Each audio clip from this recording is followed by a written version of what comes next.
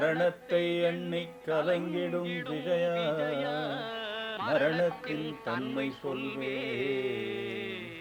இந்த அற்புதமான பாடல் வரிகள் கீதையினுடைய சாராம்சம். கீதை சொல்கிறது, ஆத்மாவுக்கு அழிவில்லை, ஆத்மாவை வாழ்வெட்டாது, ஆத்மாவை நெருப்பெரிக்காது, ஆத்மாவை நீர் அணையக்காது, இதெல்லாம் சொல்கிறார் இல்லையா. அதனுடைய அந்த கீதா உபதேசத்தினுடைய சாராம்சத்தை தமிழில் அப்படியே நெக்குருக நெகிழ்ந்து போக உடம்பெல்லாம் அப்படியே அந்த இறைவனோடு கலக்கக்கூடிய வகையில் அற்புதமாக கொடுத்தவர் யார் தெரியுமா? அந்த மாபெரும் கவிஞன் கண்ணதாசன் அவர்கள்.